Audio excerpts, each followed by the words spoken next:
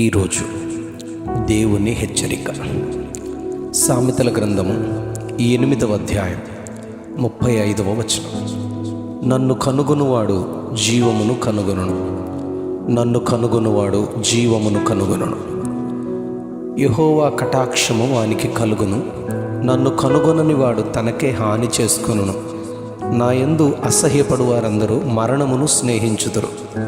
దావీదు కుమారుడును ఇశ్రాయేలు రాజునైన సొలొమోను రాసిన సామెతలు. దేవుని సన్నిధిలో సొలొమోను దేవునిని అడిగి పొందుకున్న గొప్ప జ్ఞాని. 3000కు పైగా సామెతలు, 1005 కీర్తనలు రాసినట్లుగా రాజులు రాసిన మొదటి గ్రంథం 4వ అధ్యాయం 32వ వచనంలో చెప్పబడింది. సొలొమోను జీవిత చరిత్ర, అతడు పొందుకున్న జ్ఞానమును గూర్చి ఇంగ్లీషు పాఠ్య పుస్తకాల్లో మన పిల్లలు తమ విద్యలో చదువుతారు. ఈయన పొందుకున్న జ్ఞానాన్ని ముందున్న వారికి కానీ తదుపరి జీవించిన వారికి కానీ లేదు అని చరిత్ర చెబుతుంది. సామెతల గ్రంథం 4వ అధ్యాయం 20 నుంచి 22 వచనాల్లో, నా కుమారుడా, దేవుని మాటలను ఆలకించు, ఆయన వాక్యములకు చెవియొగ్గు. నీ కన్నుల నుండి వాటిని తొలగిపోనీయక నీ హృదయమందు వాటిని భద్రము చేసుకో. దొరికిన వారికి అవి జీవమును, వారి సర్వ శరీరమునకు ఆరోగ్యమును ఇచ్చును అని దేవుని మాటను గుర్చి వివరిస్తాడు సొలొమోను. మొదటి అధ్యాయం 33వ వచనంలో, ఆయన ఉపదేశమును అంగీకరించువాడు సురక్షితముగా నివసిస్తాడు, వానికి కీడు వచ్చునన్న భయము లేక నెమ్మదిగా ఉంటారు అని చెబుతారు. సామెతల గ్రంథం 3వ అధ్యాయం 21, 22 వచనాల్లో, నా కుమారుడా, లెస్సైన జ్ఞానమును వివేచనను భద్రము చేసుకో. వాటిని కన్నుల ఎదుట నుండి తొలగిపోనీయకు. అవి నీకు జీవము, నీ మెడకు అలంకారముగా ఉండును అని చెబుతారు. ఆదికాండం 2వ అధ్యాయం 7వ వచనంలో, దేవుడైన యెహోవా నేలమంటితో నరుని నిర్మించి వాని నాసికారంధ్రములలో జీవవాయువును ఊదగా నరుడు జీవాత్మ ఆయెను అని రాయబడింది. నరునికి జీవము ఇచ్చింది దేవుడే. యోహాను సువార్త 1వ అధ్యాయం 1-3 వచనాల్లో, ఆదియందు వాక్యము ఉండెను, వాక్యము దేవుని యొద్ద ఉండెను, వాక్యము దేవుడై ఉండెను, కలిగి ఉన్నదేదియో ఆయన లేకుండా కలుగలేదు. ఆయనలో జీవముండెను, ఆ జీవం మనుష్యులకు వెలుగై ఉండెను అని ఆయన జీవాన్ని గూర్చి ఇక్కడ చెప్పబడింది.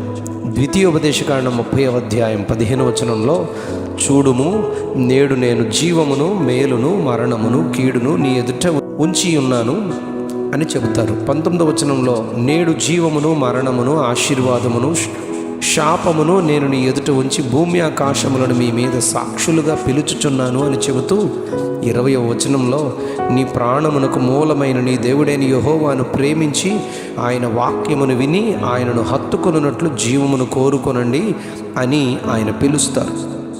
యోహాను సువార్త 3వ అధ్యాయం 16వ వచనంలో, దేవుడు లోకమును ఎంతో ప్రేమించెను కాగా ఆయన తన అద్వితీయ కుమారునిగా పుట్టిన వాని యందు విశ్వాసముంచు ప్రతివాడు నశింపక నిత్య జీవము పొందునట్లు ఆయనను అనుగ్రహించారు అని చెబుతూ 26వ వచనంలో, 3వ అధ్యాయం 36వ వచనంలో, కుమారుని యందు విశ్వాసముంచువాడే నిత్య జీవము గలవాడు, కుమారునికి విధేయుడు కానివాడు జీవము చూడడు గాని దేవుని ఉగ్రత వాని మీద నిలిచి ఉంటుంది, జాగ్రత్త అని దేవుడు హెచ్చరిస్తాడు.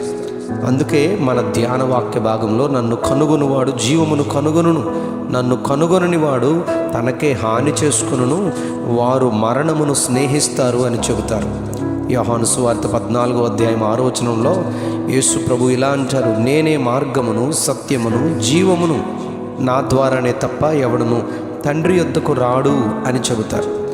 యోహాను మొదటి పత్రిక 5వ అధ్యాయం 11వ వచనంలో, దేవుని కుమారుని అంగీకరించువాడు జీవము గలవాడు, దేవుని కుమారుని అంగీకరింపనివాడు జీవము లేనివాడే అని చెబుతూ, కొలసీ పత్రిక 3వ అధ్యాయం 3-4 వచనాల్లో, మనకు జీవమై ఉన్న క్రీస్తు అని చెబుతూ అపోస్తలుడైన పౌలు గారు, మీ జీవము క్రీస్తులో దాచబడి ఉంది అని అంటారు.